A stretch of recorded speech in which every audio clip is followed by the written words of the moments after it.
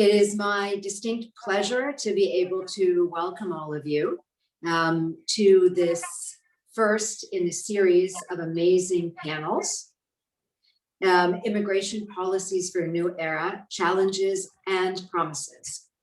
I want to thank you all for joining. We have more than 120 RSVPs, which is terrific for a webinar like this. And we're very pleased and proud to be hosting these roundtables. I want to thank in particular Professor Alejandro Portes from our Department of Sociology and School of Law at the University of Miami, and of course, also from Princeton University, Margarita Rodriguez from our Department of Sociology, Rebecca Sharpless, from Professor in the School of Law, and our founding director of the Immigration Clinic there, Professor Seth Leach, attorney specializing in immigration and a partner at the firm Whitman, Osterman, and Hanna, and Maria Rodriguez, executive director of the Florida Immigrant Coalition, all who will be participating today. And my special thanks, again, returning to our dear and very esteemed Professor Alejandro Portes, a friend and colleague, and a leading academic voice on this issue, for continuing to push forward all of our University of Miami Institute for Advanced Study of the Americas work on migration and so much more. He's organized already several, two to be particular, high impact migration conferences through UMIA in 2020 as part of this initiative and platform, bringing the eyes of scholarly leaders from around the world to University of Miami, and an issue that is truly key to all, and in which our voices had been silent, too silent, for many years. We're continuing his visionary agenda with this series of roundtables, highlighting different aspects of US immigration policy under our new administration. This is part of President Frank's initiative on migration, and on his behalf, and also that of our provost, Dirk, we thank Alejandro and all of you for this and your continued and integral participation in the University of Miami and in our scholarly community. As a new administration takes shape in the United States and sets its agenda on immigration, it is timely, it is important to have this discussion with representatives from academia, from law, and from civil society to explore different policy proposals and different perspectives. The opportunities that we have at hand today are vast, especially compared to a few months ago. Opportunities to change the local and global reality for migrants. The last event, we mentioned gender. And today we know that on March 8th, International Women's Day, we will be seeing the new administration launch a Gender Policy Council reporting direct to the president. We're on the cusp of seeing change like this. Globally, in our last event, facing and deep into a pandemic, we were living an administration that had pulled out of the World Health Organization and out of the Pan American Health Organization, crippling our opportunity to serve our region, including our region's migrants. Yet, only a few weeks ago, we saw the US back into the World Health Organization and, led by Dr. Fauci, a delegation at their governing meetings. The US has become a global leader in vaccine distribution, along with several others like Chile and Israel. We never would have thought it a few, even weeks ago. The question now is, what can the United States do for the migrants within its borders? What can it do for our shared hemisphere, where we're so concerned about, for example, the Venezuelan migrants? And there's an Inter-American Dialogue Commission thinking very hard about this, for example. What can the US do globally in a world where we're now increasingly concerned, for example, about the Rohingya? With all of those huge questions and tremendous opportunities at hand, and a pandemic that I believe, as someone who works in global health, is finally coming into hand in high-income countries, but still taking off in others, causing tremendous pain and suffering for so many around the world. What can you all do today? I know that's a huge agenda, but it's one that I feel comfortable resting on the shoulders of a leader like Alejandro. I want to give special thanks before we continue to Professor Margarita Rodriguez, who has worked tirelessly to put this event together as she did for the other two, and for her continuing engagement in this initiative. I'm going to turn it over to you, Margarita, now, who will set the stage, explain how we're going to operate. And I wish you all the best in today's discussion and look forward to hearing how I can continue to be supportive, learn from you, and be part of your work. Margarita, over to you. So fundamentally, what we'll be doing today, as Dr. Knauss said, is to start a conversation, because this is going to be a conversation. It's a round table style in which we will be interacting with each other. So it's not going to be formal presentations like in a formal conference, and then it's going to be a lot of interaction. It's going to be very dynamic. And then we will open it for the questions from the public. And I'm very excited to start this conversation. Let me show you something here that I want to share with you. This is not, okay, yeah. We will have fundamentally, two roundtables during the spring semester. On March, we will have a different perspective, the attorney perspective, the community perspective, and the scholarly perspective also. The emphasis will be, in the case of SET, will be employment-based immigration and travel. And then we will have community organization by Maria, community-related immigration issues and links with major societal issues. Then we will have the attorney scholar in the hands of Rebecca, who will be discussing enforcement and detention practices. We will end up the conversation today with Dr. Portes, who will be summarizing and developing his own ideas on all these that we will be discussing. On April, and I want to advertise it already, fundamentally, we will have the attorney perspective, but we will be covering family reunification, asylum, refugees, and naturalization. And then the community-related immigration issues will be also bringing in new perspectives. The Haitian American community perspective will be very relevant, but not only devoted to that.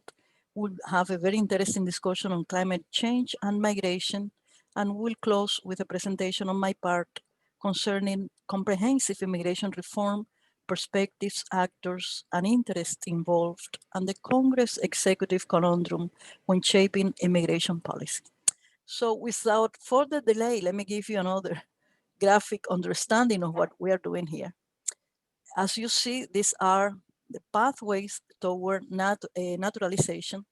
And in the case of attorney, Lish will be covering the examples of non-immigrant visas and how all this works in practice. And then we'll cover the other aspects that you have here: non-immigrant visa, legal permanent residents, refugees, asylees until naturalization. We'll try to cover all this in the two conversations that we are going to have during the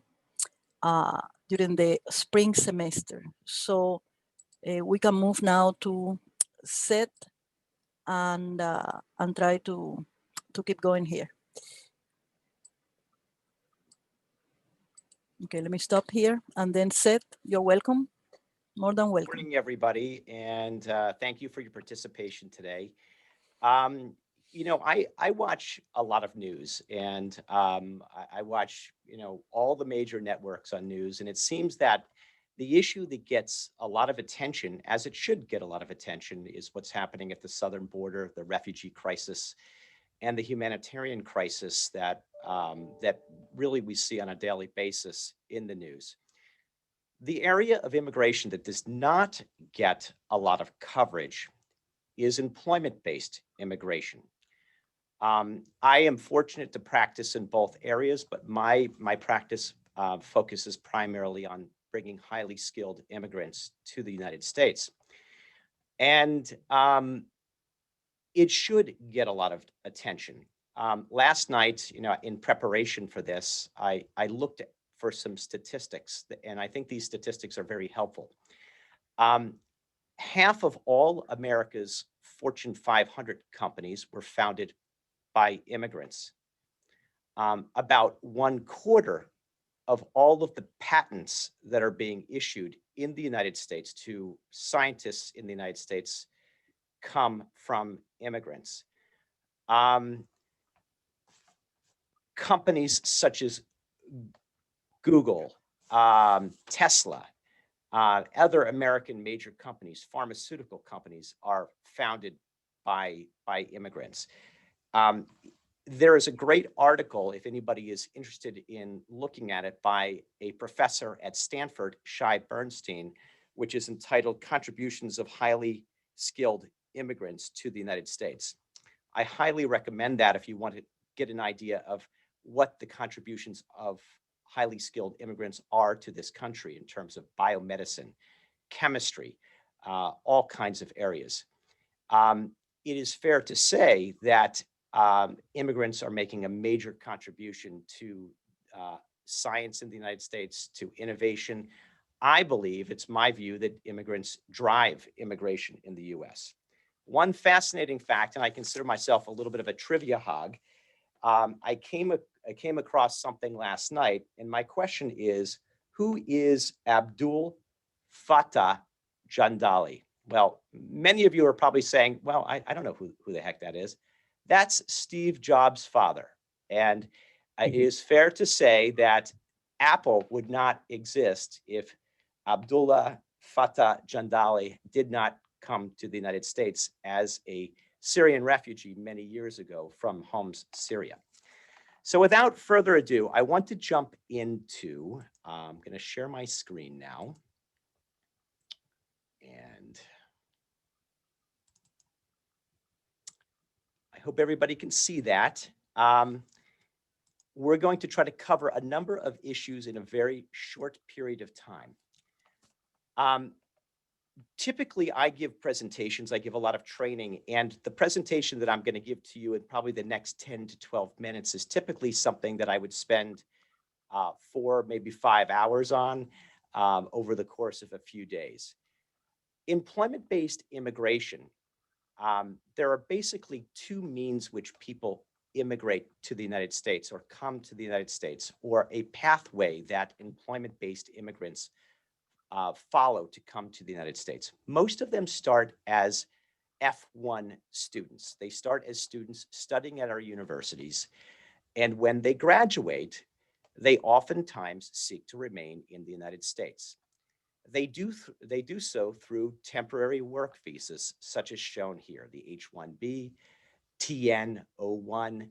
Those are some of the visas that individuals use to continue working in the US after graduating. But there are other temporary work visas, or visas that allow people to work in the US. There are the H-2 visas, or the other H category visas, which allow agricultural workers or seasonal workers to come to the US.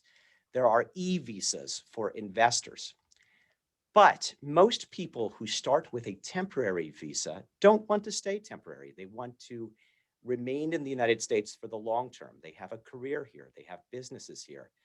After having a temporary or non-immigrant visa, a lot of individuals choose to get a green card. There are limited options for individuals to get a green card through their company. A green card is also known as permanent residence. Individuals can do something called a labor certification, in which their company does a petition for them. But there are also options that people can use to immigrate permanently to the US based on unique skills. There is the OR, Outstanding Researcher, Extraordinary Ability Alien, National Interest Waiver, and Multinational Manager. So I already answered the question, who? Who are these people that come as high-skilled immigrants? Professors, doctors, IT professionals, professors, CEO, people who drive immigration, people who drive our economy, people who create jobs. The primary means, I mentioned a few different visa options for people who are going to immigrate to the US permanently, but non-immigrant visas that they start on. The H-1B is the primary visa that professionals use to start working in the United States. I'm not going to go over this slide in a lot of detail, and certainly I can answer more questions when we get into the roundtable portion of this. But it maxes out at 6 years.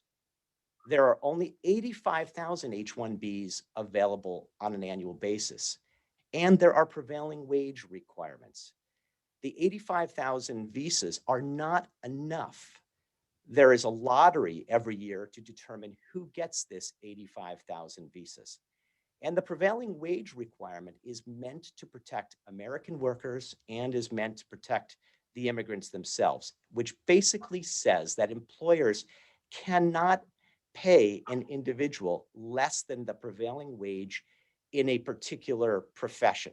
So, for example, in Miami, an entry-level computer programmer determined by the US Department of Labor may make $70,000 a year. In the H-1B program, any employer that uses an H-1B cannot pay less than that. So what has happened in employment-based immigration? I often say that the devil is in the details. Little tiny technical changes that can change America, that can change the flow of these highly skilled immigrants into the US. On October 8th last year, the administration announced what I call the prevailing wage bombshell. They rescaled the entire prevailing wage system so that a person who we know in a particular profession may make $50,000 a year. Now an employer would have to pay them $80,000 a year. I have a lot of college and university clients who were floored by this. Their postdoc researchers would now have to be paid $80,000 or $100,000 a year. One of my clients, a very well-known international scientific institution, said, I don't know how we're going to have postdocs anymore. I don't know how we're going to hire researchers anymore. We just can't do it. A lot of our programs are going to have to die because we cannot pay these new prevailing wages. Well, this rule was struck down, and then it was reinstated in the last week of the last administration. So this was one minor technical change that we probably didn't hear about in the news that really impacts the ability of highly skilled immigrants to come to the US. But the other change that was made was the change to the H-1B lottery, which basically now would only favor those individuals who are making very high wages. So this new lottery, which was completely random beforehand, now became a wage-based lottery. Again, a very interesting little piece of news, but something that impacts tens of thousands of potential innovators, scientists, and others. It basically eliminates small companies from the ability to participate in the lottery. It eliminates the ability of companies to bring in entry-level professional positions. So what has happened since these changes occurred? Lots of court challenges, back and forth, injunctions, and now we get to what is the Biden administration doing? So the Biden administration started on the very first day by having a White House memo saying no midnight regulations. We're not going to accept regulations that were promulgated at the last moment.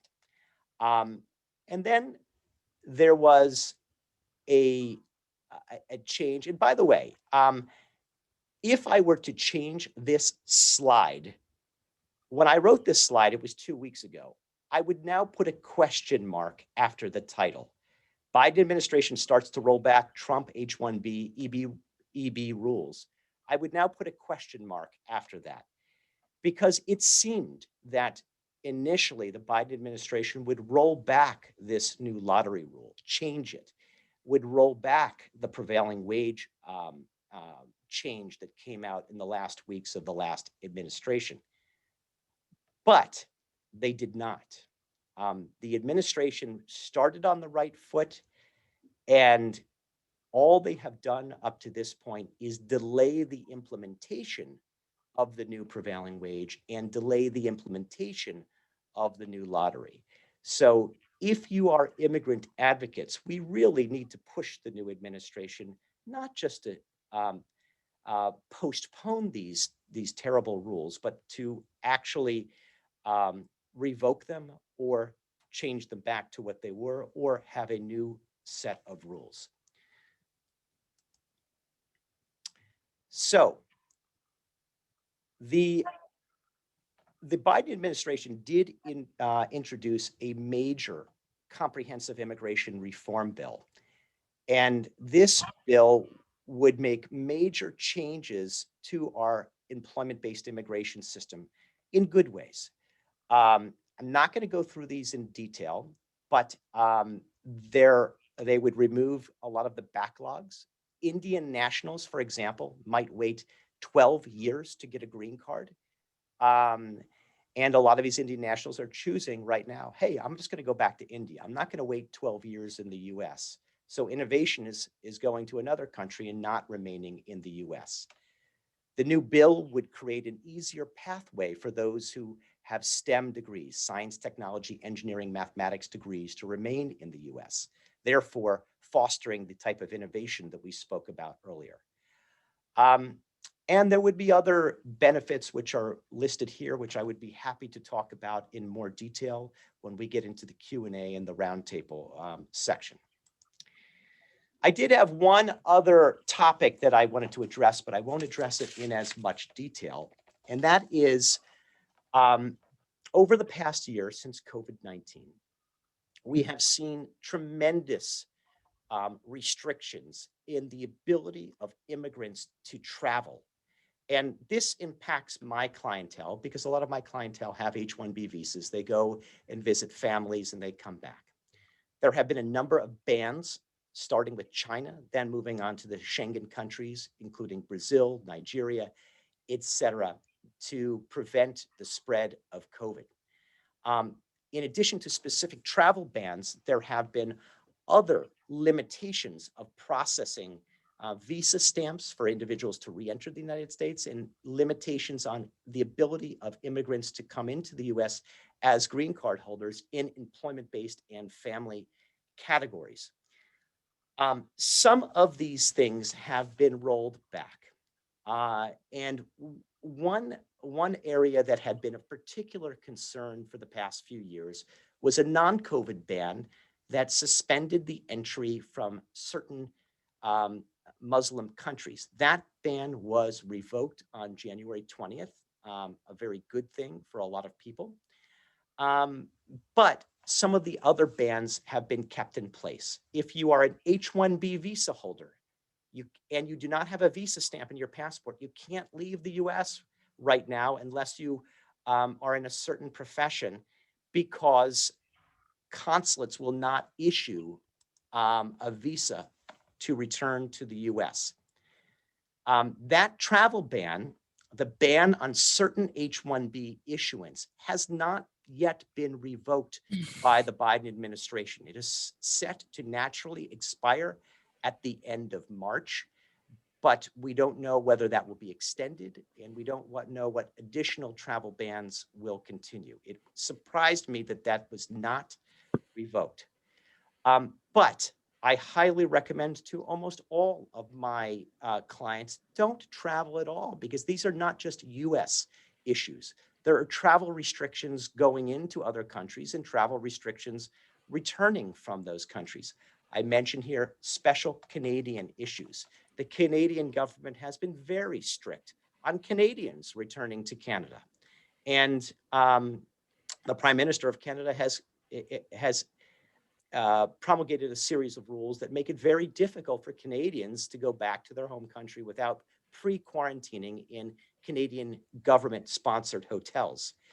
The other issue is, even if these travel bans are revoked, and individuals could theoretically get an H-1B visa to come back to the United States, there are reduced consular services around the world, which prevent individuals from actually going to the access to the consulate to get the visas. People are stuck abroad right now. So we covered a lot in the last 15 minutes, probably too much in the past 15 minutes.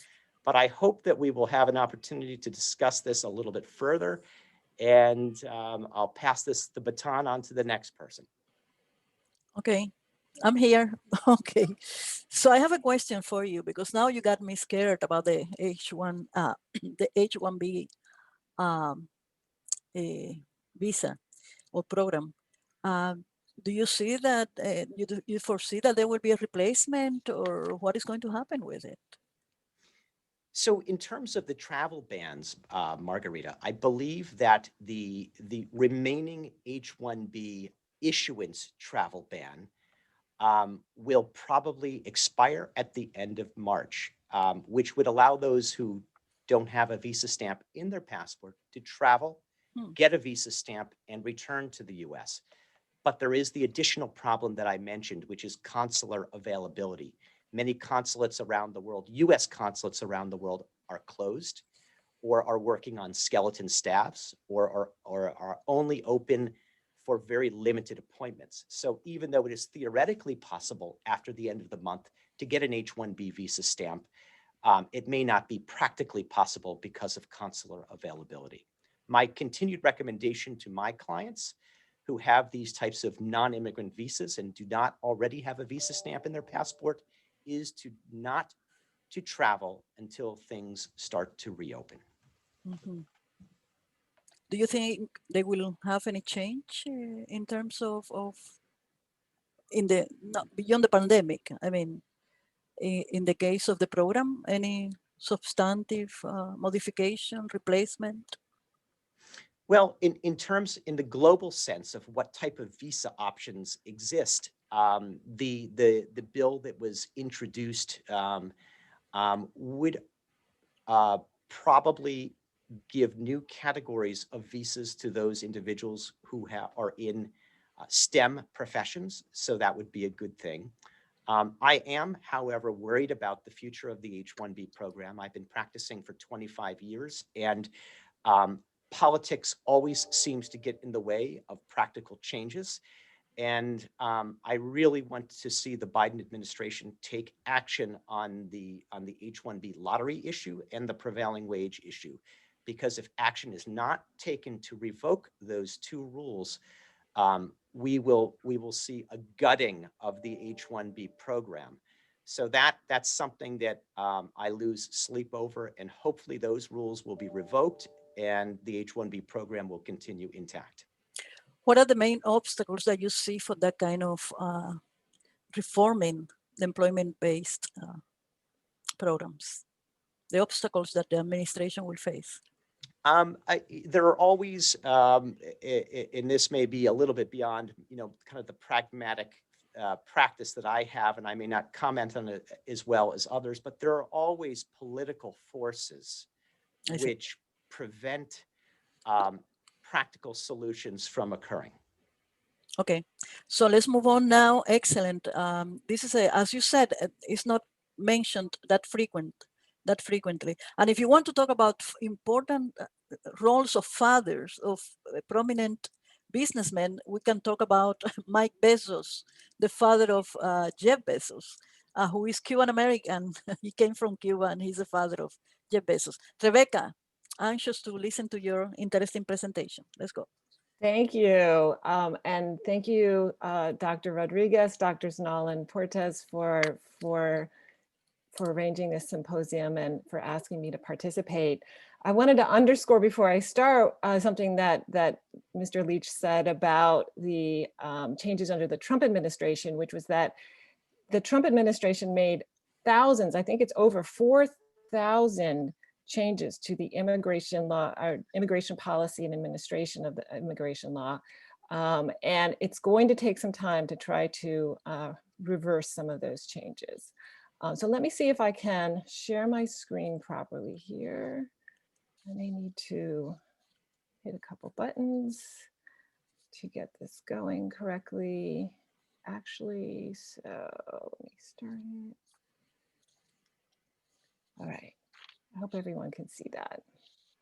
So I'm going to be talking a little bit about sort of situating the Biden administration's policy around immigration enforcement and detention in the longer history of the carceral state.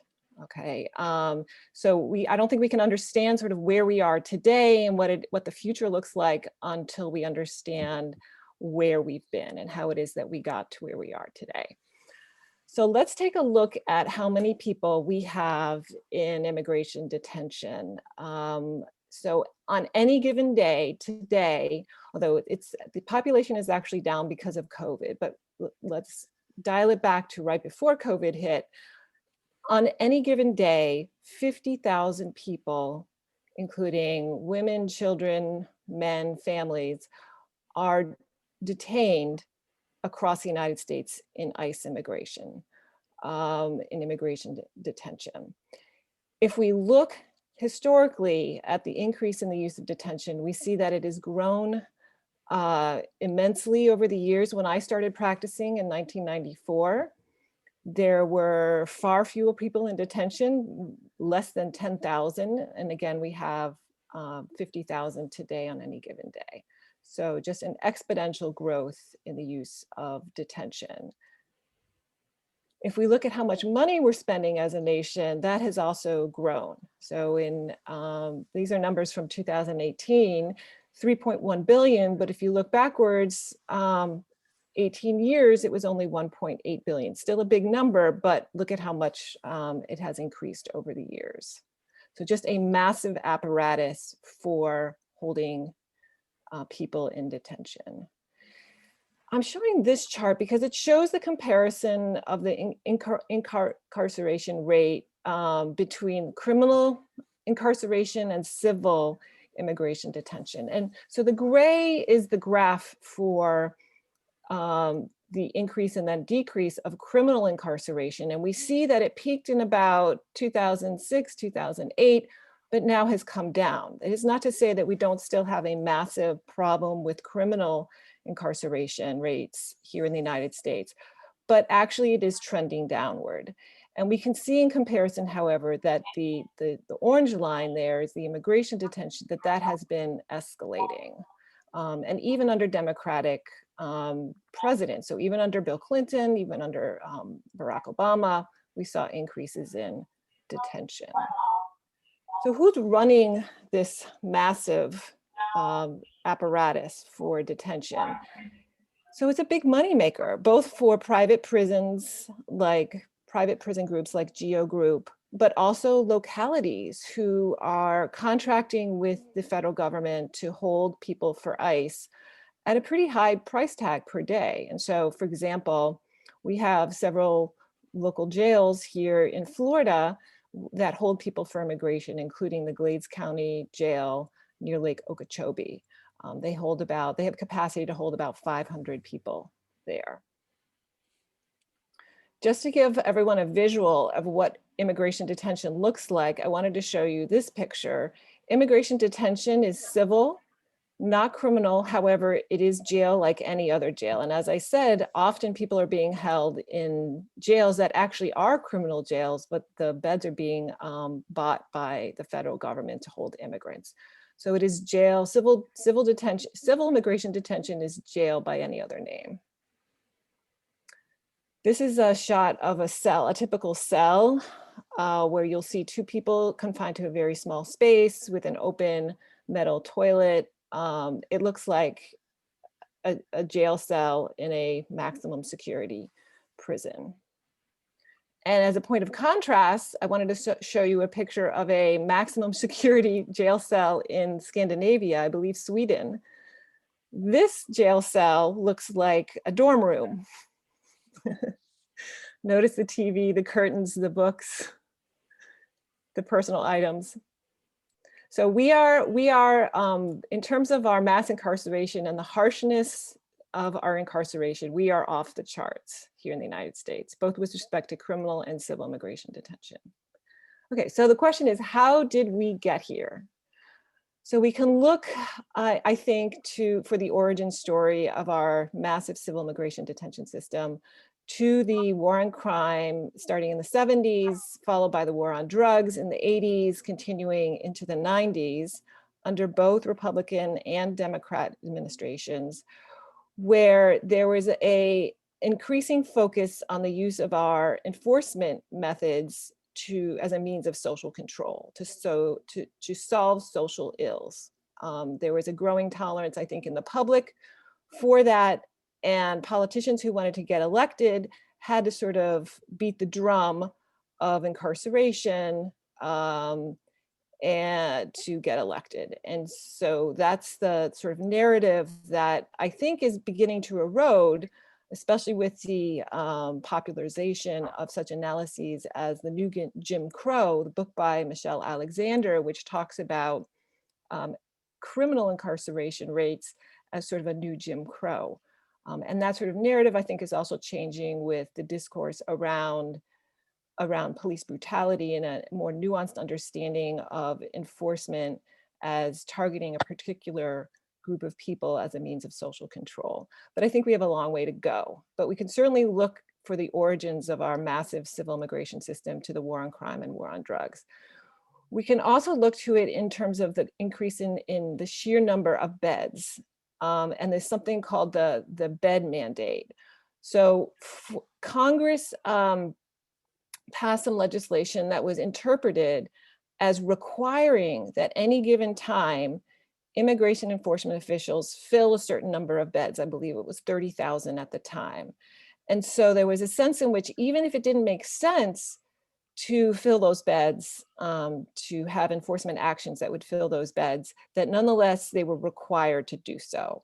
That has been walked back a little bit, but that certainly, I would think, was a driving force behind some of the increases we saw in the last decade, as well as the growth of private prisons. The private prisons have really benefited over the years. When I started practicing, I don't think there were any private prisons around, at least that were holding immigrants. And certainly, and now they're the majority of they're running the majority of the jails where immigrants are being held. And so there's this profit motive that's very powerful that's driving, I think, what's going on here. We also see that in 1996, and this is under the Clinton administration, there were a series of laws that were passed, some tied to anti-terrorism, that severely restricted deportation defenses for long-term permanent residents who are here, people on green cards. And so we saw people be caught up more in this deportation net just because the law had fewer remedies for them if they were convicted of a crime. Also, we saw the growth of what's called an immigration detainer request, which is a piece of paper where immigration asks local jails holding people in criminal custody to hold a person beyond the close of their criminal case, so that, and to give them 2 days basically beyond the close of that criminal case for immigration to come in and take them directly from that jail to ICE detention. And we call that the jail to deportation pipeline. And the increase in that of those detainers we saw in the last decade and a half, I would say. So as I mentioned, both Democrat and Republican administrations are responsible for this tremendous growth in our deportation and detention apparatus. Under the Obama administration, President Obama made a calculated, I think, political move to ramp up immigration enforcement as a trade-off to see if he could get a legalization program, comprehensive immigration reform through Congress. And so it was a trade-off that the Obama administration was willing to make. It's unclear whether the same appetite for that kind of extreme trade-off exists today. I'd be happy to talk more about that in the Q&A. We also saw a militarization of the border. Traditionally, decades ago, the border used to be quite fluid, such that people used to have families, let's say in Mexico, and then come across the border to work and then go back. Now, because it's become so militarized, it's hard to get across. So once one is across, there's little incentive to go back and try to come back again. And so people stay here. And so the sort of the effect that we're seeing of heavy immigration enforcement is in part due to the fact that the border has become less fluid. And then I also want to mention this phenomenon of ICE air, which is with the growth of detention came the need for deporting people en masse on charter flights, where the federal government pays lots of money to charter airlines to deport full plane loads of people back to their home countries in shackles. I wanted to note that there has been, with this move, a disparate impact that immigrants who are Black represent 7 to 10% of all the foreign born in the United States. However, they make up 20% of those facing deportation on criminal grounds. And this is largely because they're more likely to be stopped, arrested, and incarcerated, and therefore funneled in that jail to deportation pipeline that I talked about earlier. All right. So just to show you how this system culminates in practice, this was a case that our clinic at the law school, our immigration clinic, was involved in, and many others, where ICE shackled 92 men and women in an attempt to deport them to Somalia. The attempt failed. There was a stalling on the tarmac in Senegal, and people were shackled in 5-point restraints for over 24 hours on the tarmac. And for the entire flight, it was over 2 days they were shackled in a massive human rights abuse. And so this is sort of we could think of this as an exception, but really it wasn't. It was sort of the plan when we started to militarize our deportation system. These are the shackles that were used and that are routinely used now whenever someone is moved by immigration. It used to be that people were not shackled unless there was a particular need, and now they are uniformly shackled. Here's a woman boarding an ICE Air flight in shackles, and this is a close-up. So you can see just how limiting these shackles are. Imagine being in them for 2 days. And the special ops folks on this Somalia flight also deployed these straitjackets against people. So we have so this is just to show the extreme nature of the dehumanization and the militarization that has taken place. Okay, so but quickly on Biden's plan. So he has promised to end family separation. He is no longer going to prosecute parents for the crime of illegal reentry, and which was the mechanism by which the Trump administration was separating parents from their children. He is ending the migrant protection protocols. This is the wait in Mexico before you can get a shot at applying for asylum in the United States. These are all huge, important moves. He has promised to end prolonged detention and reinvest in a case management system. It's a little unclear what that is meant by that, but it seems to suggest a shift away from mass incarceration or more targeted incarceration and more of monitoring people in the community as a form of immigration enforcement.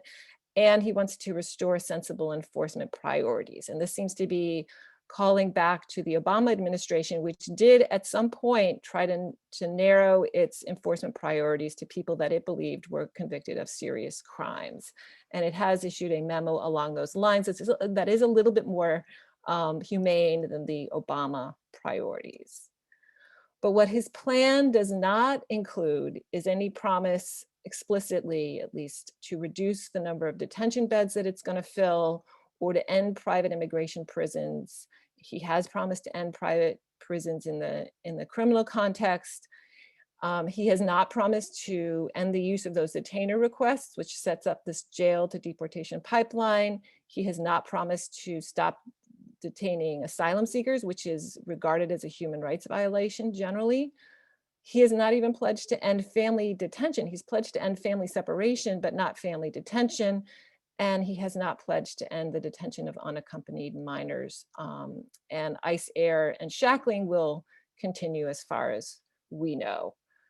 I wanted to sort of end, and I'm happy to pick up any of these themes in the Q&A, but I wanted to end with a bit of local and recent news, which is that we were disappointed to understand that the Biden administration is going to reopen a temporary shelter that came under a lot of criticism last time it was opened under prior administrations for unaccompanied minors in Homestead. And here's a visual to give you a sense of what that shelter looks like.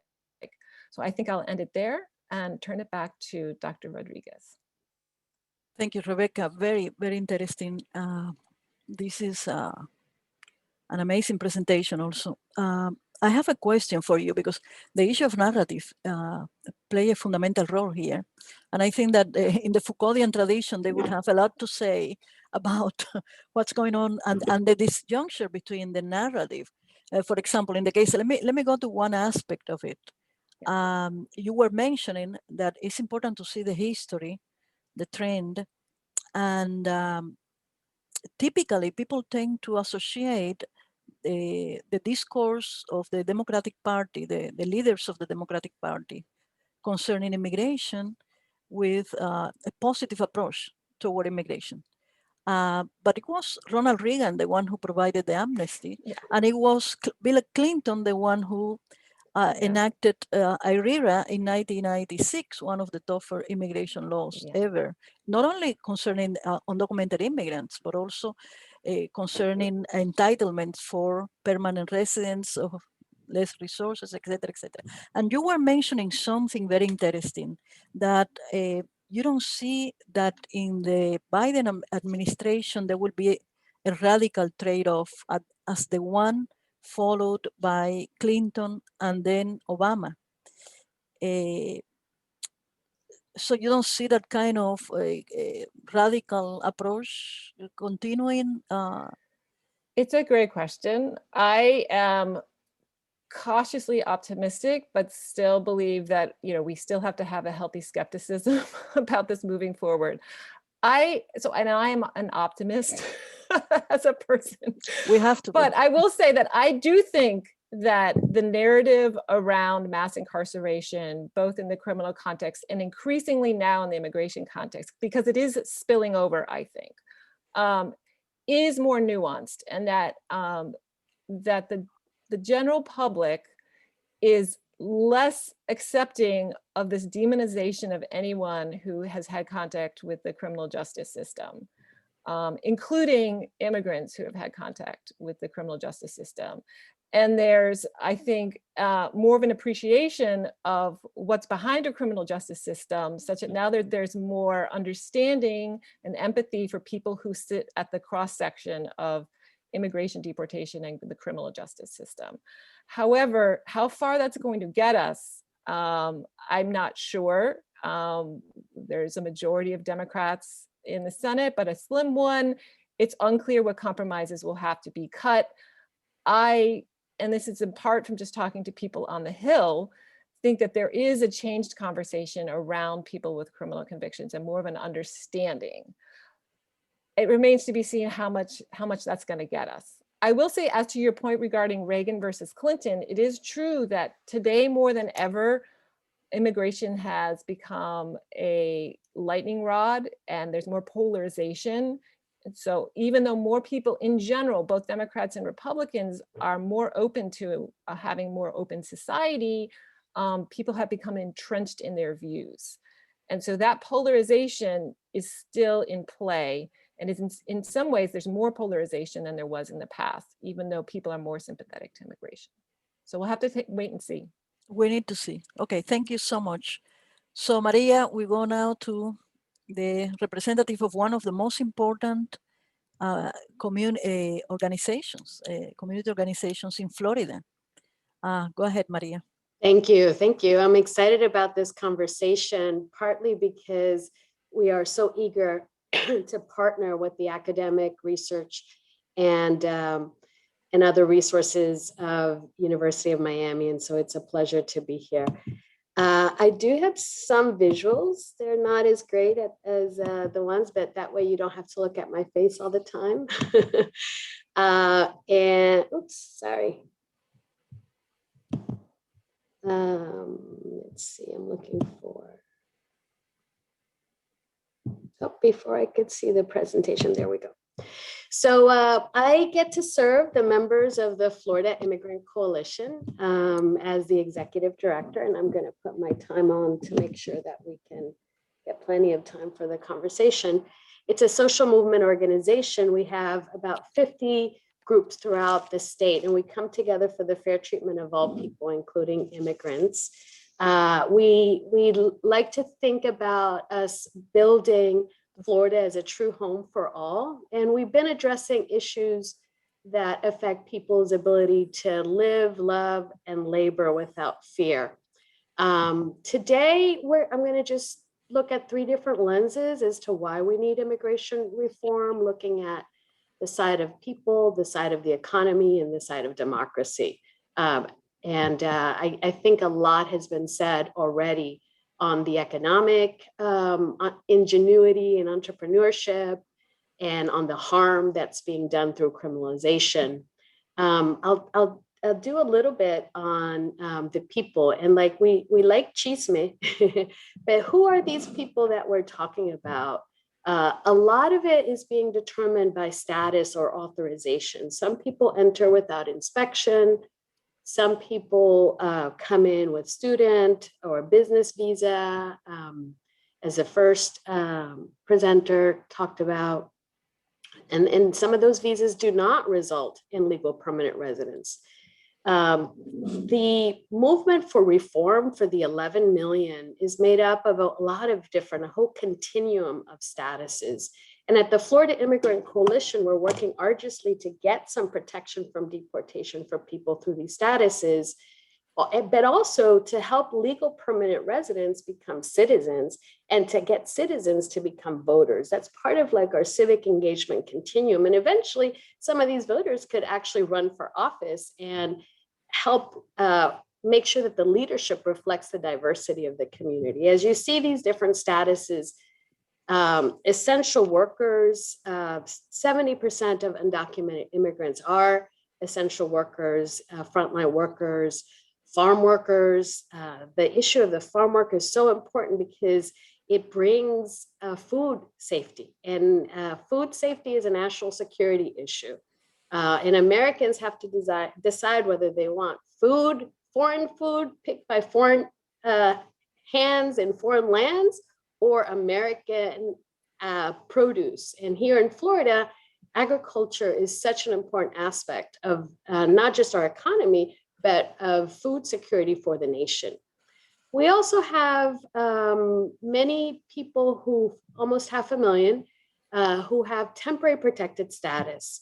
And that's a status that you get that is determined by the conditions in the home country. It's not the international refugee designation. It's a temporary status that protects you from deportation. And similar to the DACA, the Deferred Action for Childhood Arrivals, what people know as Dreamers, these folks do get work permits and driver's licenses, which are a big life-saving and life-changing document. I want to just share, like, who are some of these people? And I want to just talk about our organization a little bit. Okay, I'm going to navigate this. Let's see how I can navigate this. I'll do that at the end because I can't seem to do it now. But I wanted to share some of the stories of Miguel and Wilna and Ana Valentina and Ellie, that are members of our board that govern our movement in our organization. You can find them at flick.org under our board, and share a little bit stories, but hopefully I'll do that towards the end. Let me just move along because I couldn't maneuver getting to the website right now. Oops. We know that our people, our consumers, our taxpayers are key parts of the workforce. And I shared some of those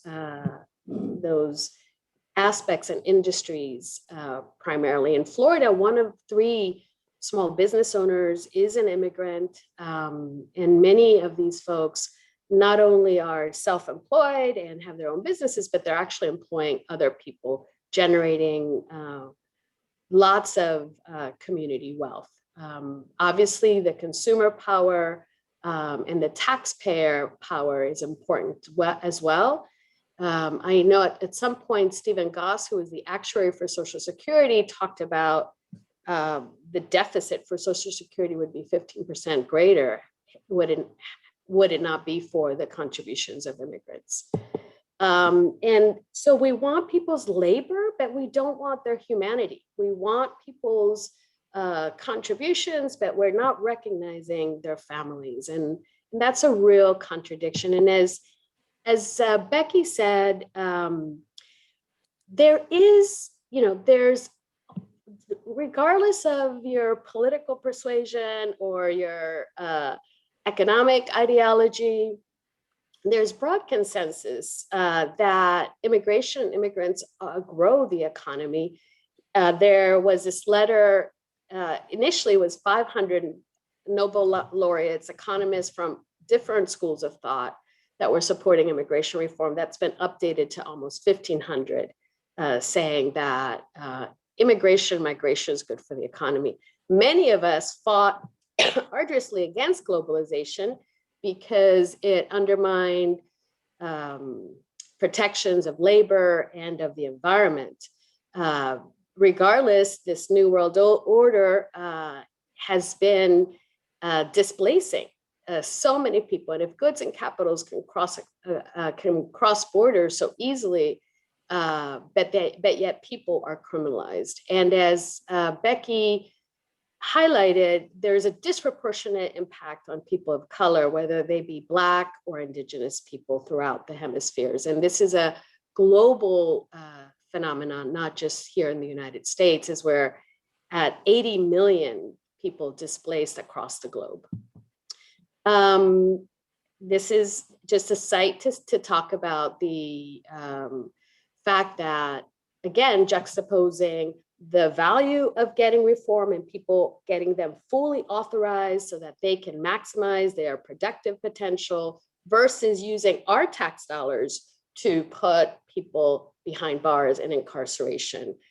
We know the criminal justice system is broken, and so is the immigration system. And that fuel for incarceration is driven by whether that's racism, anti-Blackness, or profiteering occasionally.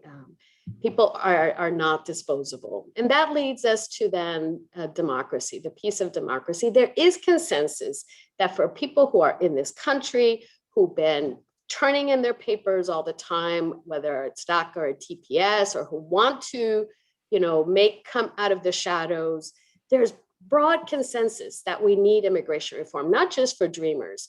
And this includes more than half of Trump's supporters. Now, there's a disconnect between what the polling across the board says, and this has been through the last decade, and what how the legislators are using xenophobia and these issues to agitate a base and to create division. So just like we're seeing right now this minute, the $1.9 trillion COVID relief packet has broad support, polling very well, but yet some members of the non-governing party, the Republicans at this point, are opposing and not supporting. So sometimes we have to really work arduously, as Dr. Rodriguez says, about the narrative, so that people can understand what's good policy and what's bad politics. This effort towards our social movement for full citizenship, one person, one vote, one humanity, is part of a broader struggle for full equality. And whether it's the 3/5 compromise, several centuries ago, or whether it's Trump's efforts now to either try to name undocumented immigrants in the census by naming their status, or trying to not have them count in the reapportionment for redistricting purposes, that's part of this equation that we're looking at and fighting across the land. I want to maybe I'll get a chance to go back to the website just to share a little bit about our communities and our efforts. So I'll share the story of Miguel Bernal. He's our vice president, has been for about 6, 7, 8 years. He's Chile from Guatemala. He moved to Guatemala City to work at a shoe factory and learn Spanish there. And then he moved to Florida. He's part of WeCount, one of our member groups. And for so long, he worked, he does canchas, what do you call that? Like tennis courts. And for so long had to figure out how to get to work because he didn't have a driver's license. The lack of driver's license is a state priority for us. And it's one of the key factors that ends people into the deportation detention pipeline. Bringing driver's license would allowing undocumented, actually creating a non-real ID, a driver's license that doesn't have all the requirements that the real ID has, creating an alternative to that, not just for immigrants, but for people who don't have the original documents, either because they're homeless, because they're trans, or because they're elderly, would bring actually revenue during a time where the state is looking for revenue post-COVID. So driver's license is one of the issues. And this is Miguel, who's an inspiration to so many of us.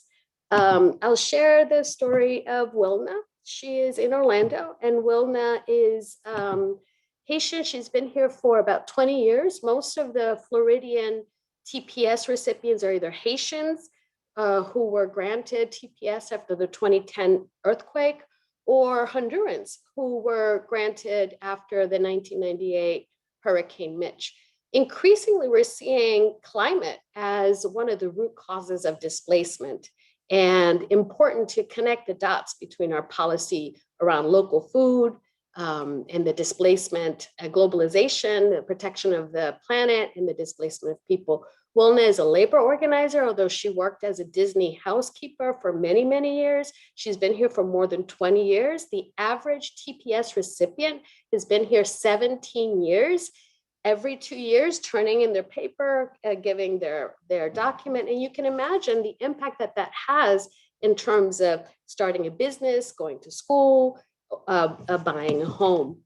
Ellie here, as well as Ana Valentina, are part of the student movement or youth movement that are working with DACA. And we, early on, the Florida Immigrant Coalition and our member partners were key in elevating the need to get these kids who were in golden cages, as they called, where they were American, except for the 9-digit number. Right now, there's an effort in Tallahassee to try to take away the in-state tuition that took us 11 years to understand that migration is just not in our DNA for our past, but it's also in our future. And lastly, I'll share a couple of the people here. Lourdes Villanueva with Redland Christian Migrant Association. She's been our board chair. She worked in the fields, migrating up and down the coast of the U.S. And she became a teacher at the Redland Christian Migrant Association. They take care of 8,000 kids at the height of the season to make sure their parents can work and make a living. Antonio Tovar is with the Farm Worker Association. So again, essential workers are not just farm workers. Immigrants are not just undocumented immigrants, are not just working in construction, farm worker, and tourism. They are everywhere, but are part of the fabric of our community. So I hope this has been helpful. I look forward to the conversation. Okay, thank you so much, Maria. Like in the case of the other presenters, you could have been given the whole session. I mean, the whole morning talking to you is so enlightening. And I want to bring to the conversation, in academia, there is a conversation about the issue of having some status or citizenship, this kind of tension there. From the perspective of the people you know, the people that are there, basically the immigrants, fighting every day. Is citizenship non-negotiable, or is just any kind of status fine?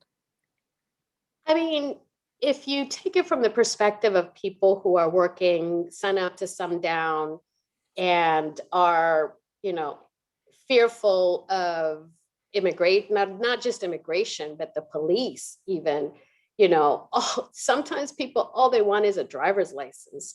But in the perspective, and a work permit, but in the perspective of all of us, of our country, of our nation, we cannot accept having second-class citizens, whether that be the TPS workers or families who decade after decade are in limbo, or whether that's the DACA youth, or even if that's guest workers. At a certain point, we are harmed if we have second-class citizens in that way. It harms our democracy. We saw a situation recently with the Argentinian tourist who came to Jackson to get I don't know all the story behind it, but it became controversial.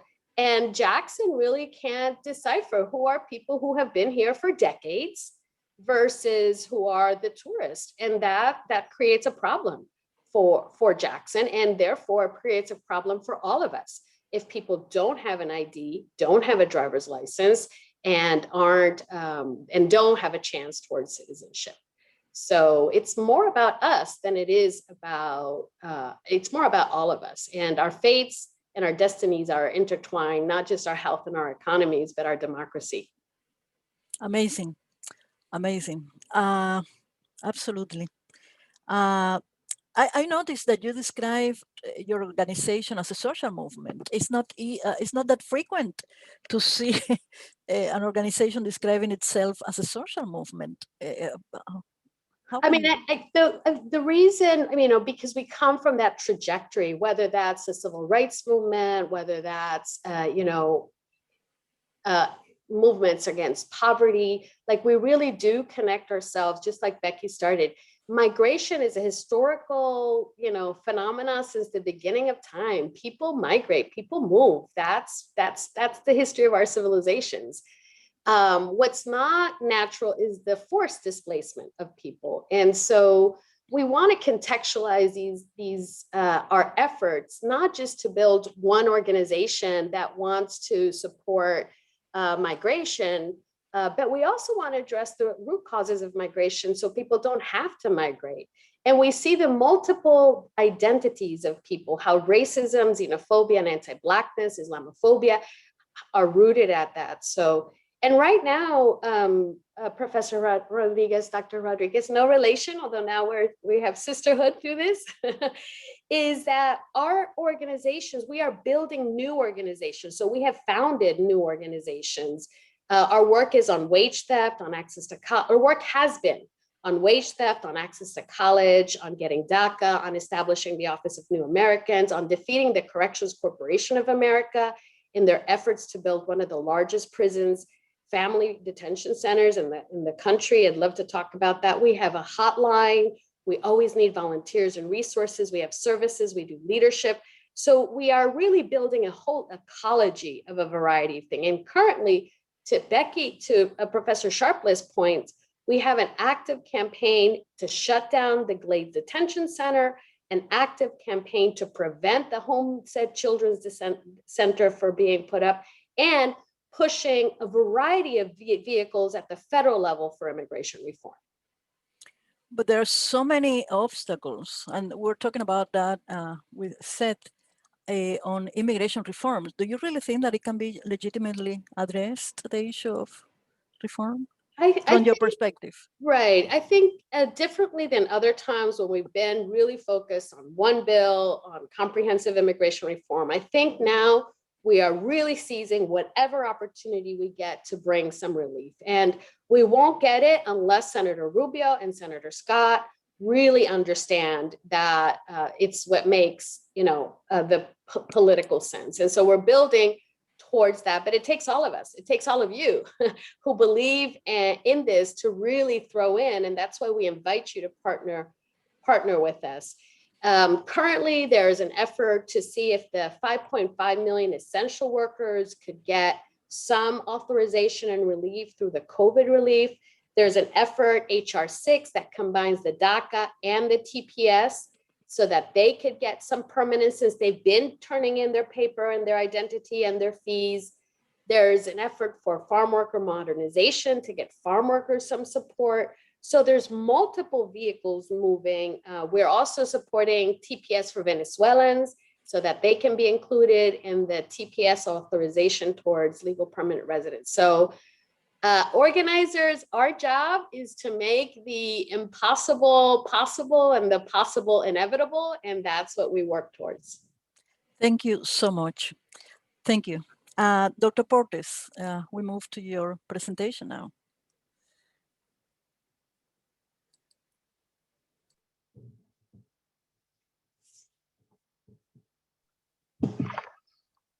Thanks to everyone for being here. I think it's been moving and instructive presentations, and I look forward for more dialogue. Without further ado, let me launch into my 4-page term paper that I prepared for this without any PowerPoint. In 2019, the last year of official record, the US admitted about 1,031,000 new immigrants for legal permanent residence in this country. And to that must be added 1,193,000 H-1B, H-2A, H-2B temporary workers. These massive inflows, over 2 million per year, have been repeated year after year during the last decade. There is no doubt that despite whatever people are saying and so on, the United States continues to be a country of immigration. It needs to be. And it is a good thing that these flows continue despite all the misinformation and the ignorance about immigration spouted by the right-wing and populist media. Contrary to other developed countries that are in rapid demographic decline, the American population continues to grow, largely thanks to immigrants and their children. Contrary to what would happen if there were no immigrants to staff them, vast American industries like agriculture, ranching, poultry, fishing, and meatpacking continue to flourish thanks to a steady flow of labor from abroad. Contrary to what would happen in the information technology sectors, American high-tech companies continue to deliver a steady stream of profitable innovations year after year, thanks in large part to the continuous flow of talented engineers, software programmers, technicians, and architects from abroad, as Seth reminded us in his presentation. This and other parts of the American immigration system are not presently broken. They are not completely broken. And I think that with some serious and intelligent tweaking, which has to be administered by the present administration, they can continue to deliver reliable demographic and high and technological contributions, as well as sources of labor for the economy. These are areas that can be improved, but that are not necessarily completely destroyed. They need to be addressed and things done there, as the first presentation mentioned. But in this context, the only two major problems of the American immigration system, the ones that have been really hard to tackle, are first, what to do with the undocumented population and its descendants, and second, what to do with refugees and asylees. The estimated 10 to 11 million unauthorized immigrants in the country is composed for the most part of people who cross the border surreptitiously in order to work in the US because no legal channel existed at the time for them to do so. I remind you that before the H-2 program was radically reopened by the Obama administration in 2008, there was really no easy channel for legal channel for the flow of manual labor. These were mostly agricultural workers and laborers in manual occupations, in industries, and in agriculture, industry, and services. They came to work. They did not come to steal. And given the increasing risk and cost of crossing the border back and forth, as Becky Charles remind us, they decided to stay then on this side of the border. With time, they found stable jobs, created families, raised children on this side of the border. That is the population subjected to permanent raids and deportations by ICE. Even children born in the United States are subject to a situation of permanent insecurity because if their parents are deported, they often have to follow them back to a country that they don't know and whose language they don't speak because they actually were raised in the United States.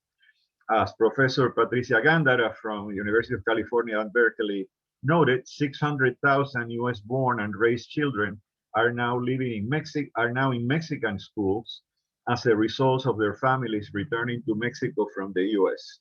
And as Professors Hernandez Leon and Victor Zuniga from UCLA have reported in their last study, over the past 15 years, hundreds of thousands of children of immigrants and their families have left the United States for Mexico, many forced out by punitive enforcement measures. Uprooted from their lives in the United States, these children of immigrants have suddenly become migrant children in Mexico. That is, they are actually in a foreign country for them. Beginning in 2008, the flow of undocumented labor migration from Mexico started to decline in response to the drying up of job opportunities during the Great Depression and also heightened border enforcement and repression. As a result, at that time, crops started rotting in the fields in states like California and Texas, and there was no labor to staff meat packing and poultry plants in many southern states. In response, the Obama administration very tacitly but very efficiently reactivated the H-2 program for legal temporary labor migration. These are the programs, the various H-2 programs that now are bringing over 500,000 workers to labor in farms and American farms, ranches, meat packing plants, gardening and landscaping, and other sectors with the 1 year H-1 temporary program. But now I invite you to picture the situation of how it looks at the border at present. On the one hand, an agency of the federal government, ICE, deported upwards of 250,000 Mexicans in 2019, while another agency of the same government, UCIS, imported over 520,000 Mexicans for farm, ranch, and service jobs under the H-2A and the H-2B programs in the same year. In effect, what is happening is that the US federal government has set up a veritable revolving door at the US border with the same type of person, by and large, the same type of person in terms of level of education, manual abilities, and so on, that is booted out of the country by one agency, ICE, is greeted with a temporary labor program by the agents of another agency, UCIS. And one can ask how much less traumatic and how much less painful for the millions of families living in fear and the hundreds of thousands already expelled would be to set up a regularization program where these unauthorized immigrants who have committed no crimes other than crossing the border clandestinely be given the opportunity to legalize their situation, to work, and to raise their families here. That is the challenge, friends. I think that's the most important challenge facing immigration policy at present. In my view, I should have put out a slide with these 1, 2, 3 points that follow, but you will remember them because they are not difficult to say. First, this regularization program for the 11 million unauthorized can proceed as follows. First, adult unauthorized immigrants with no criminal record will be granted a 3-year special legal work permit upon payment of a fee to be determined. And at the end of this 3-year probation period, those with no criminal records and employment will be granted a US permanent residence visa, putting them on a path to citizenship attainable, let's say, in another 5 years. 2, parents of U.S. citizen children who have been deported already would be granted the opportunity to return to the United States and avail themselves of the same 3-year permit to be followed by a regular visa if no criminal record intervenes. 3, children brought at an early age from abroad and raised in the United States, the so-called dreamers that we all know about, should be granted a permanent resident visa upon reaching the age of 18, putting them on a path towards citizenship. And 4th, given the new legal channel for temporary labor migration that is now opened by the H-2 program, individuals attempting to cross the border illegally after the program is implemented will be subject to criminal penalties and swift deportation. The policy, this policy has been attempted. This is what is called immigration, a comprehensive immigration reform, and that has been repeatedly put down in Congress because of the very active mobilization of right-wing and anti-immigration activists that is putting pressure on their Congress representatives. And I must say that it's going to be a struggle, even under the Biden administration, given the very divided Congress that we have, and the fact that passing a comprehensive immigration reform is not by simple majority in Congress, so that in the Senate. So that this is going to be quite a struggle, but this is the challenge. The core of the problem is the undocumented population in the country, the very sizable number, and the fact that and what to do with them and their children. The policy toward refugees is more tractable, is at least as tractable as the modifications in the H-1B. Refugee flows are not driven by economic imperatives in the receiving nation, but by institutionalized compassion. From the viewpoint of the receiving countries, refugees are economically redundant and really, at least at the beginning, may represent a net cost, though often refugee flows have made major contributions to the receiving countries. Think of the German Jewish immigration to the United States at the time in the 1940s, and of the Iranian immigration after the takeover by the mullahs in Iran, and the very successful Iranian population that have settled in California. Refugee admissions are motivated by geopolitical and human rights considerations. For many years, the United States played a leading role in this area, admitting consistently the largest number of refugees in the world. During the Cold War, most refugees came from communist-controlled countries like the Soviet Union, Eastern Europe, and Cuba. But subsequently, after the end of the Cold War, the flow became more diversified, including large numbers from such countries as Afghanistan, Burma, Somalia, and the Congo. The policy of the end of compassion policy, that's what we have called it, the end of compassion policy during the Trump administration, led to a very rapid decline in the number of refugee admissions. That is refugee admissions declined from over 85,000 in 1999 and 74,500 in 2009 to just 29,600 in 2019 and less than 16,000 in 2020. So the Make America Great Again program succeeded in making America small, taking away its position of moral authority and leadership in the world. And in that context, the policies adopted by the incoming administration should, in my view, do the following. I should have another PowerPoint, but these can be easily read, can be easily remembered.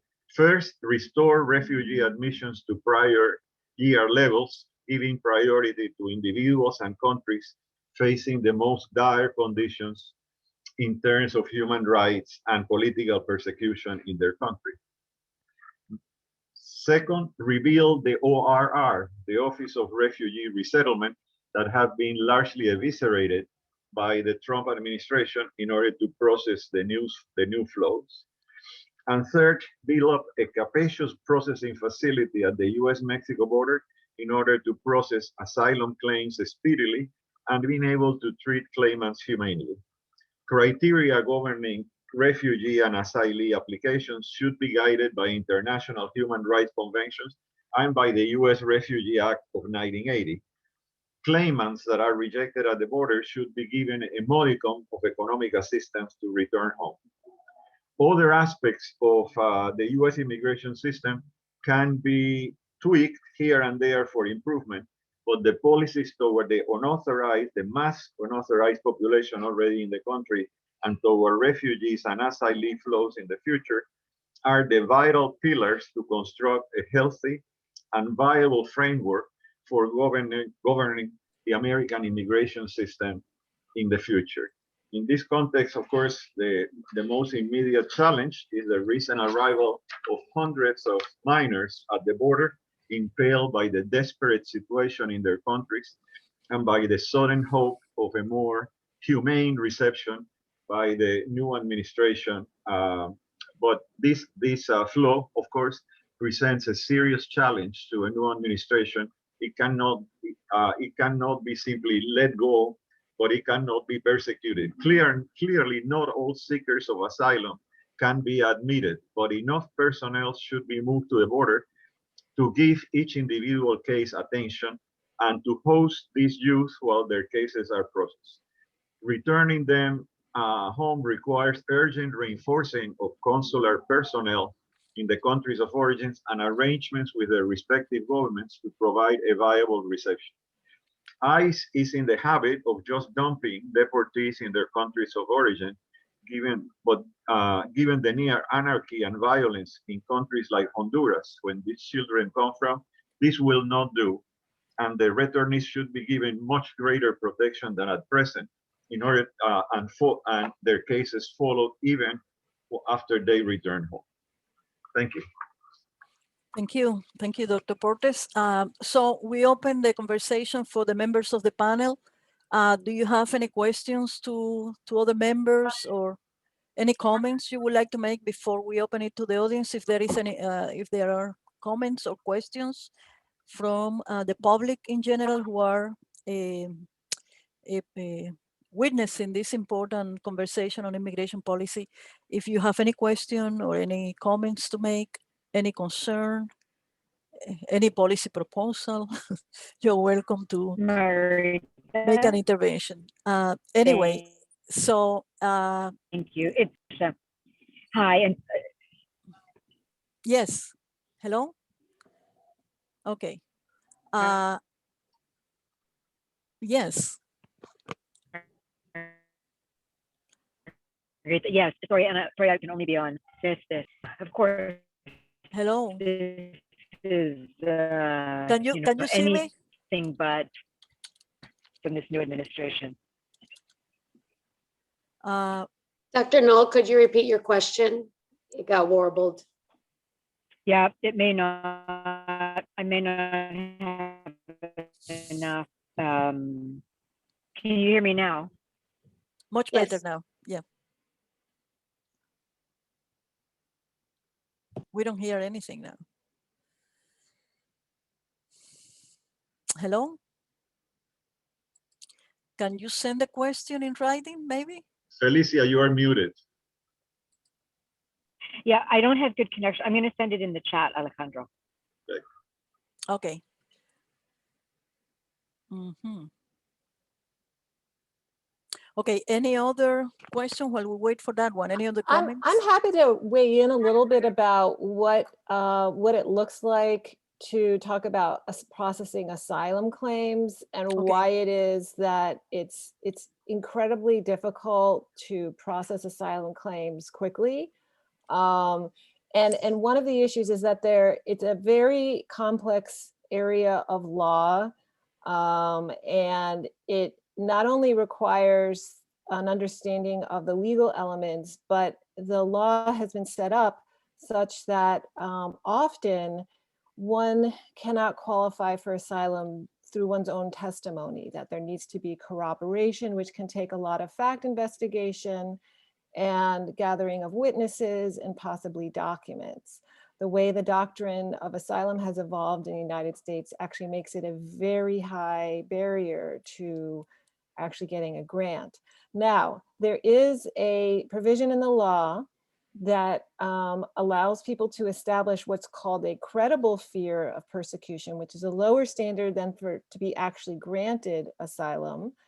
And I am a strong believer in the idea that if someone meets that threshold finding, and there are trained asylum officers who do those interviews to see if that threshold exists, that then someone should be released. And I think I mentioned earlier that international law, human rights standards do discuss how asylum seekers should be detained only as a very last resort, whereas we routinely keep asylum seekers in detention for very long periods of time. As Professor Portes pointed out, it can take sometimes years for an asylum case to be heard. But in trying to make the process more quick, it's important to keep in mind that unfortunately it's a very complicated factual and legal case that has to be developed, and that the better practice would be to return to a policy, I think, where after that threshold initial finding is made, then the person is released into the community, where it may take a long time for a judge to adjudicate the case, but at least they're not being locked up for 2 or 3 years while that happens. Mhm, mhm. Becky, do you have a sense of the rates of asylum being granted by country? Like what's, you know, do you have that off the top of your head?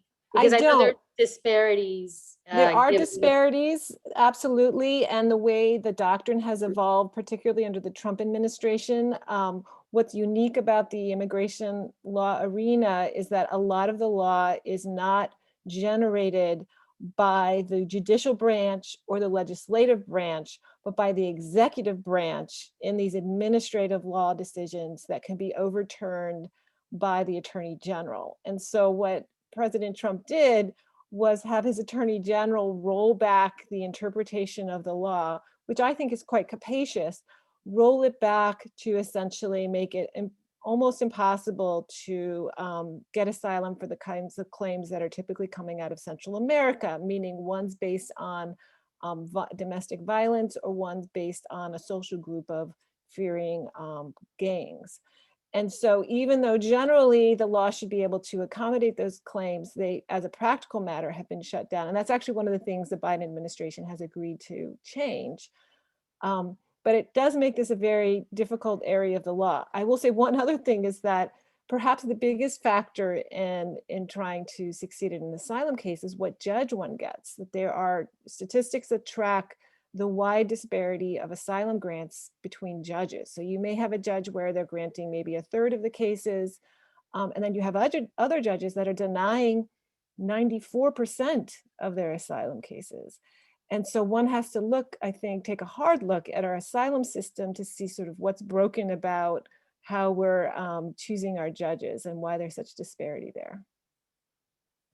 That's in 2019, the number of asylees also was just a few thousand. That is, I don't have the exact number, but it was very low, much lower than even the number of refugees admitted from above, which was about 20,000 in 2019, going down to 16,000. These are refugees processed in other countries, but from a sociological or political economy point of view, the issue is that these flows are not coming from Mexico. They are coming from Central America.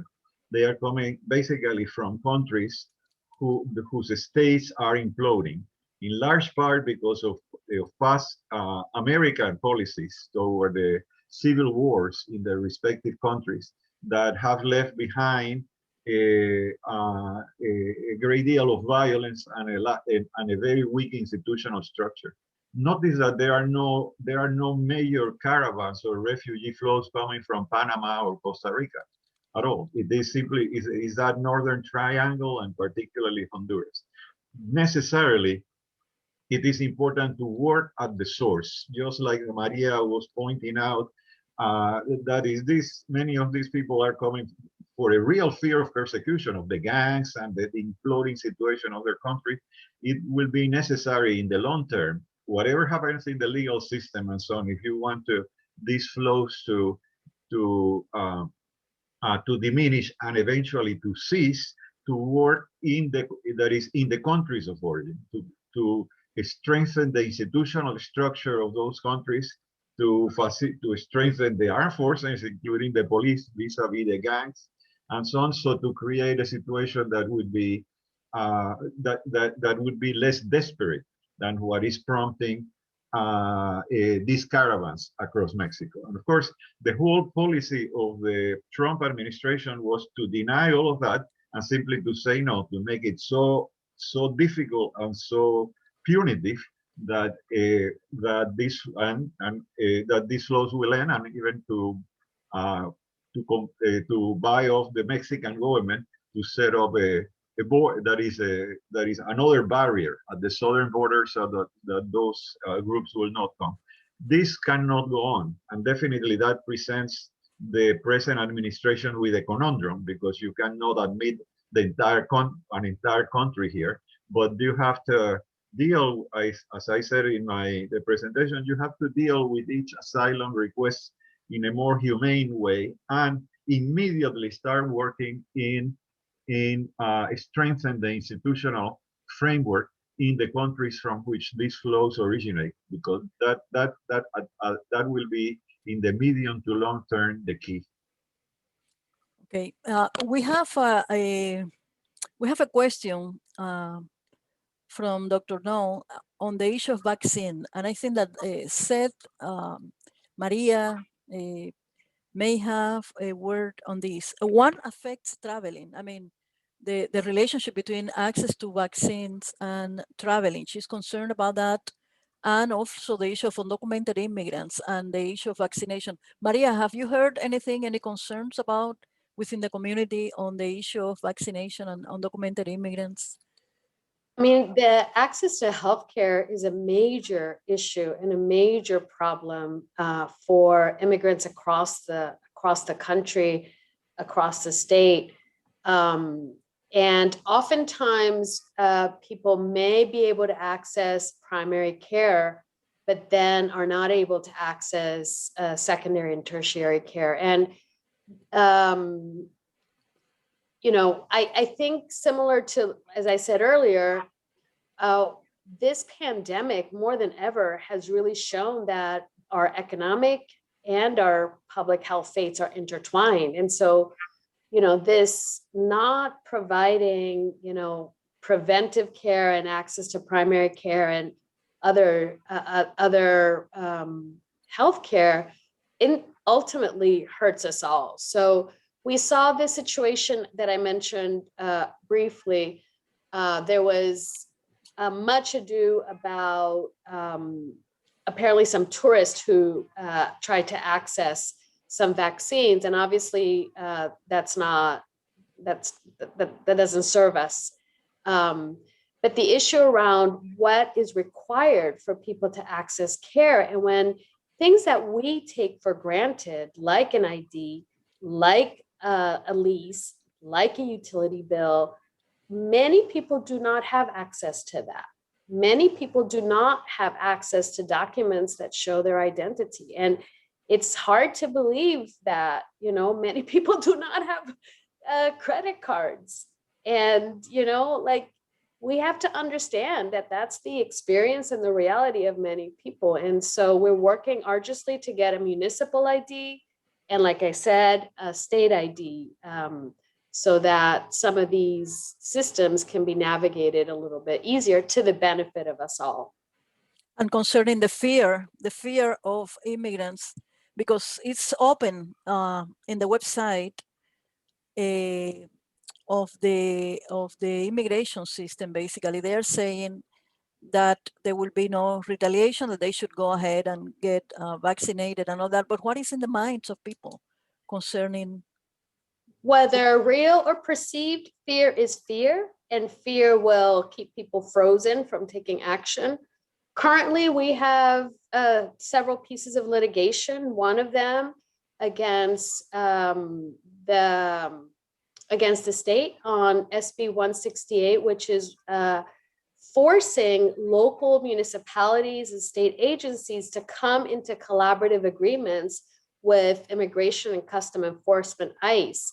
And that has created a lot of fear and a lot of confusion on the part of immigrants, but also on the part of some of these local and state agencies and municipalities. And so the expansion of the immigration enforcement is harmful because it diverts the mission of the police, which should be on law enforcement and on peacekeeping, of the Department of Children and Families, of the other agencies who have a mission that has nothing to do with immigration. And so fear is real.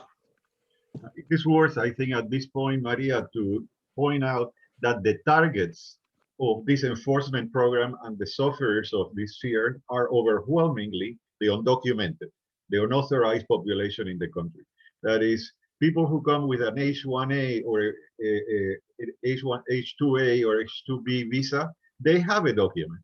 That is, they cannot be summarily expelled from the country to the extent that they are within the terms of their labor contract.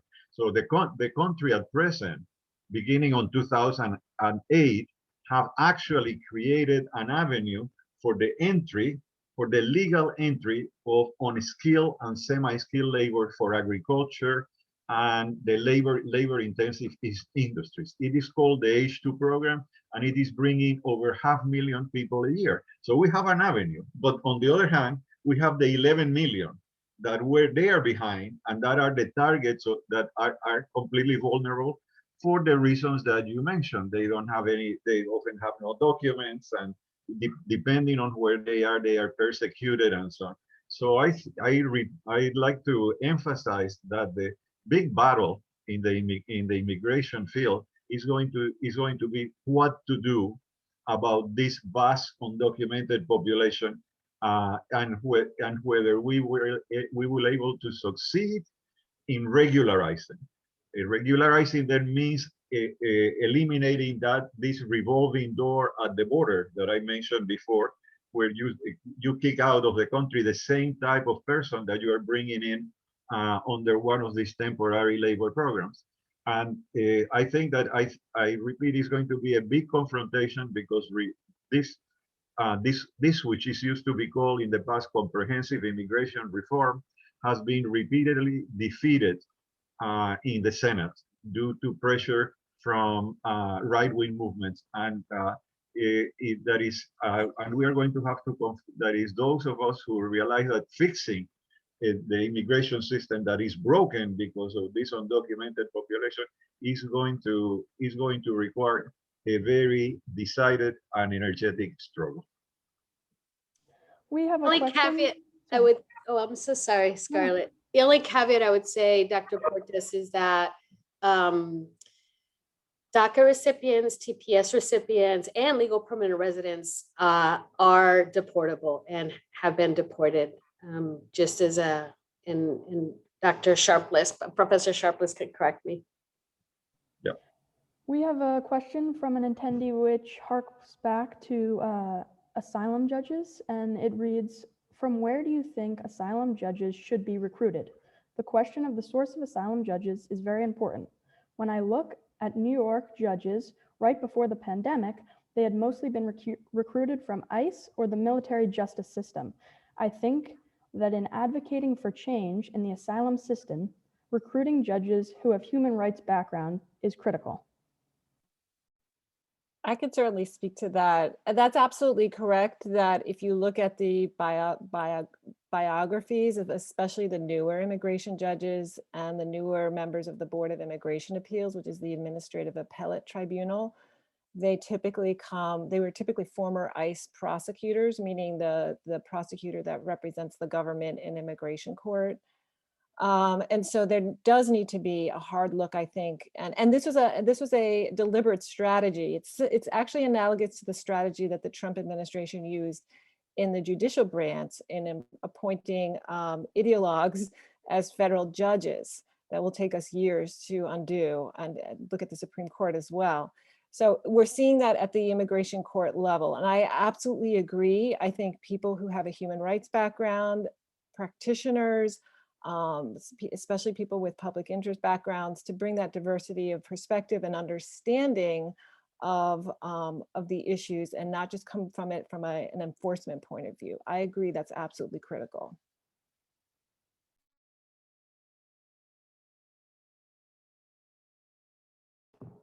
I was going to hearken to something that Dr. Portes said earlier around the root causes of migration and also the designation of refugees. When I moved from Puerto Rico to Washington, D.C., and I encountered huge numbers of Salvadorans. I didn't know anything about El Salvador at the time. And I ended up working at La Clínica del Pueblo. And in the morning, through LIRS, we would screen the legal refugees, the ones that were designated, and they were from Vietnam, Ethiopia, at the time, Yugoslavia. And then that would help subsidize our medical care for the unauthorized refugees that were primarily coming from Central America. From, in that case, El Salvador, Nicaragua, Honduras.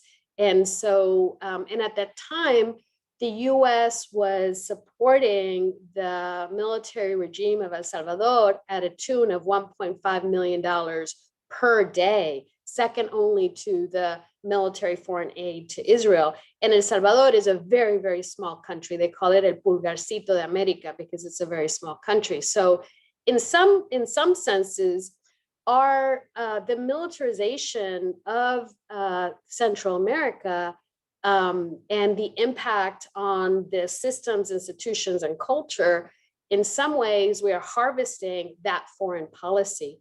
And it speaks to also the designation of who is designated a refugee or not. Why one country isn't and the other is, and to the degree that we can start linking our foreign policy with the displacement impact to have some kind of measure of what is going to be, whether it's an economic, military, or environmental policy. I think it helps us close the loop. So we're not just focused on the 11 million, but on looking at migration as the global, of forced displacement as a global phenomenon. There is another attendee question that's a specific travel question, and it asks about the American consulate in Rio de Janeiro scheduled an interview for a family green card. If the consulate cancels the interview right before it happened, what should that person do if she does not have the stamp to come back? Will she return to Rio? Will she be stuck in Rio until they reschedule? And I'm not sure if Attorney Seth or anyone has some insight into that. Yeah, I can probably speak to that. So there was a ban that President Trump put into place to prevent the processing of family-based immigrant visas, which was just revoked by President Biden last Wednesday, 1 week ago. So if an individual's, but on top of that, there has been a specific country ban for Brazil as well, which has not yet been revoked. I have a lot of clients in Brazil, a lot of clients who have been trying to get non-immigrant and immigrant visa appointments. For my non-immigrants, they have to demonstrate national interest to be able to come into the US. My best guess is because this was an immigrant case that the US consulates in Brazil are operating on skeletal staffs. They don't have a lot of people right now, and they are extremely backed up. My suggestion for an individual is to, in as much as this is possible, to try to contact the consulate. There are immigrant and non-immigrant visa email addresses that are on the consular website, depending on which consulate it is. But another thing that can be done is that an individual can attempt to use congressional assistance in the United States. go to, you know, if a family member is in the United States, go to your local representative or senator and ask them to contact the U.S. Department of State. Another option is that there is an attorney portal to contact the U.S. Department of State in Washington, D.C. if you're not able to contact the consulate directly, or you're not able to get anything from a congressman, that an attorney may be able to contact that portal and see what they can do to get it rescheduled. But just keep in mind that the ban for Brazil still exists, and the family ban was just revoked last week.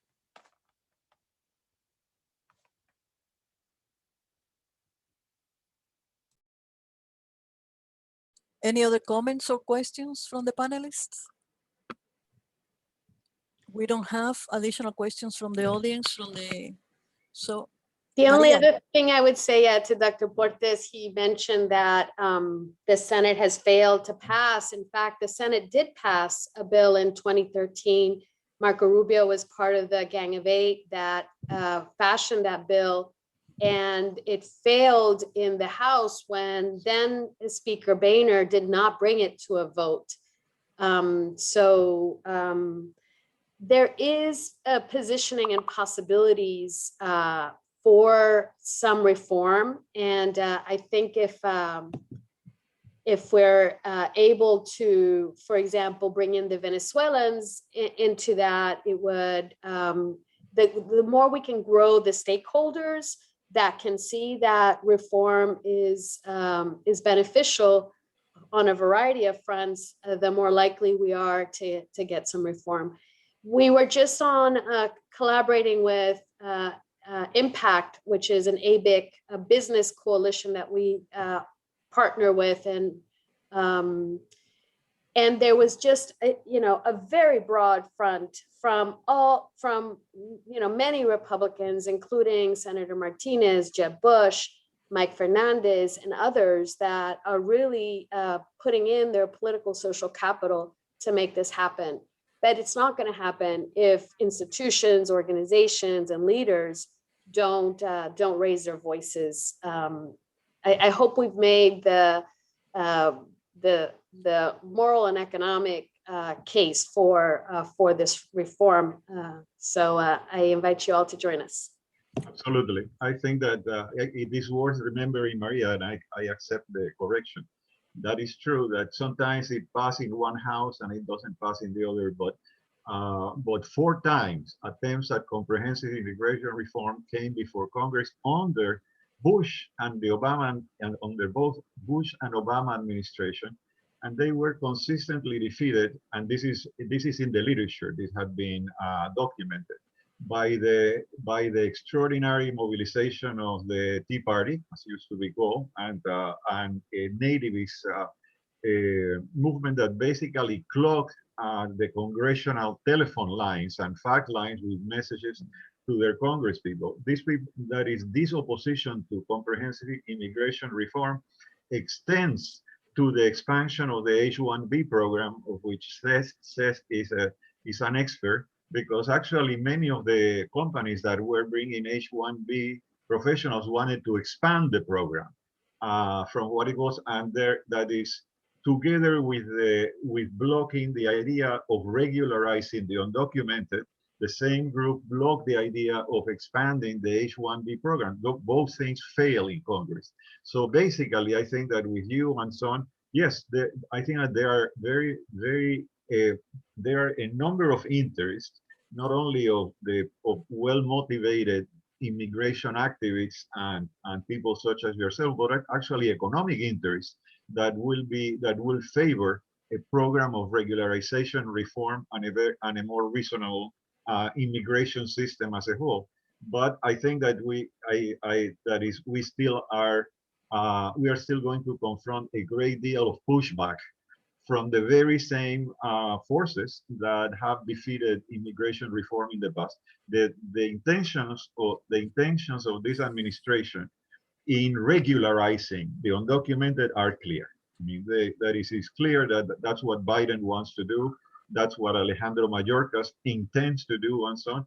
But it's not going to be an easy path.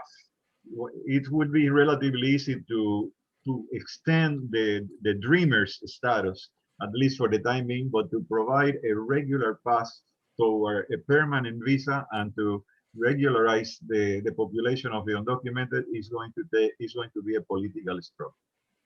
And definitively, as some of you have been pointing out, the issue of controlling the narrative is very important. And I think that we witnessed that in the last 4 years.